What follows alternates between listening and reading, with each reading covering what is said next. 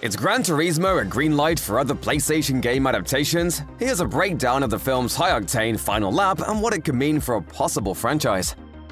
Before we race to the film's finale, let's recap the biggest moments leading up to it. After Nissan executive Danny Moore gets approval to create the competition series GT Academy and recruits bitterly retired racer Jack Salter, he starts to pick out competitors from across the globe. British hopeful Jan Mardenborough joins the competition after earning his spot in a virtual qualifying race. Although Jan and his fellow competitors are hopeful that their dreams will become a reality, Salter gives them a reality check through some harsh but necessary training. Despite Salter's tough training methods that push everyone to their limits, Jan is not only able to improve his skills, but ultimately comes out victorious by the narrowest of margins. Before being able to join the ranks of the world's top racers though, Jan must earn his professional license and contract with Nissan by placing 4th or higher in a qualifying series. Although Jan's first race doesn't go well, he steadily improves and is eventually able to place high enough to earn his license and start his professional career. Shortly after signing his contract with Nissan, Jan enters his first race. And even though things start well, it ends in disaster. Jan's car unexpectedly flips in the air and crashes into a spectator section, accidentally killing a spectator. This tragedy causes Jan to blame himself for what happened and give up racing altogether.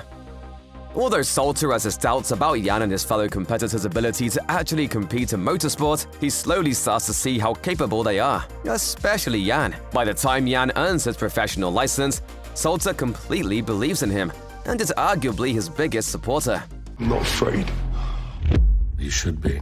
After Jan's accident though, Salter is crushed by Jan's decision to quit racing. Salter ultimately decides to reach out to Jan and take him for a drive back to where the accident occurred. There he finally tells Jan what caused him to stop racing, and it turns out that it's similar to what Jan is going through. Salter was also a part of a tragic accident at the peak of his career, which caused a fatality that he was never able to shake. Like Jan, even though people told Salter that it wasn't his fault, he was never able to fully let it go, and it caused him to struggle to get back into the driver's seat. To this day, Salter still regrets it and doesn't want to see Jan go down the same path. Salter's story ends up inspiring Jan to not only reignite his racing career, but also achieve the dreams that were cut short for Salter.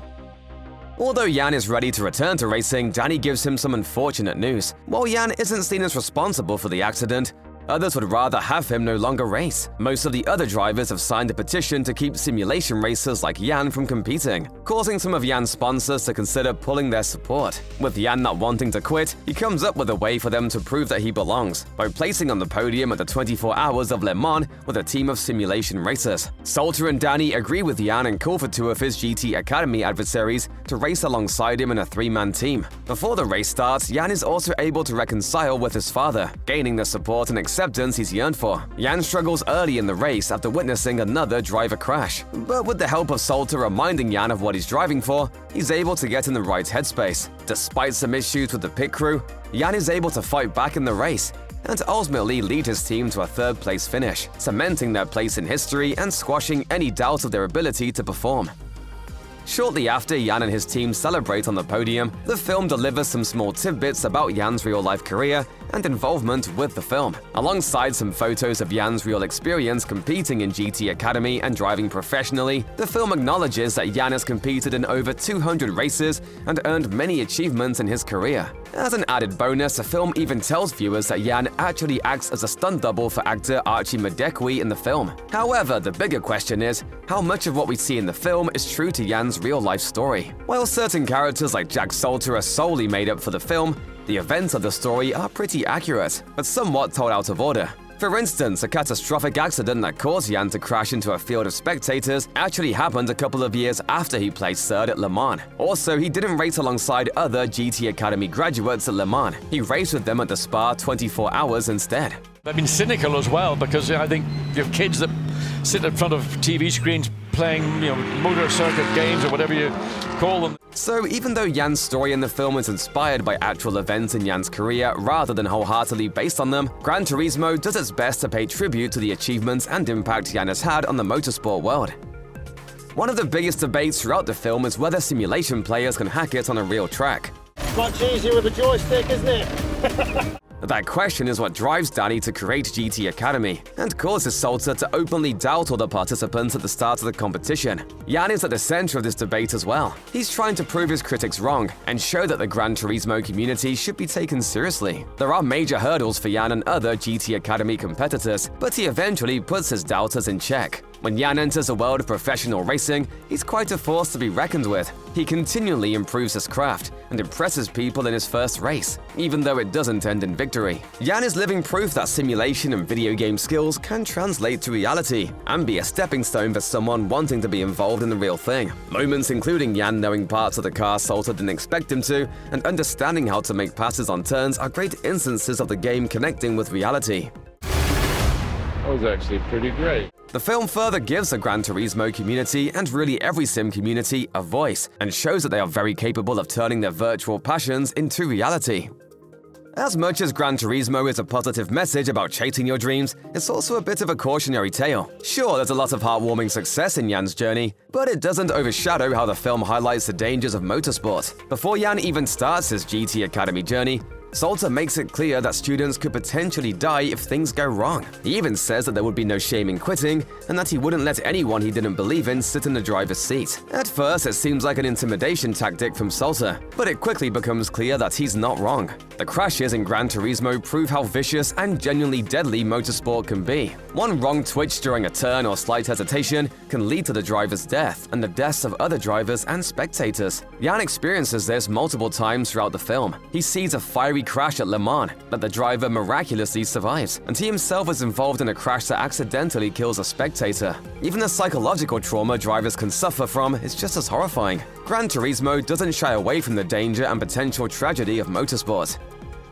At its core, Gran Turismo is a sports underdog story meant not only to warm viewers' hearts but also to inspire them to pursue their passions. Like any underdog, Jan faces his fair share of adversity. From his father disapproving of his aspirations, becoming a racer, and Salter doubting his ability throughout his time at GT Academy, there wasn't much support for Jan. Plus, he has to face and ultimately beat his GT Academy competitors, who were equally as talented.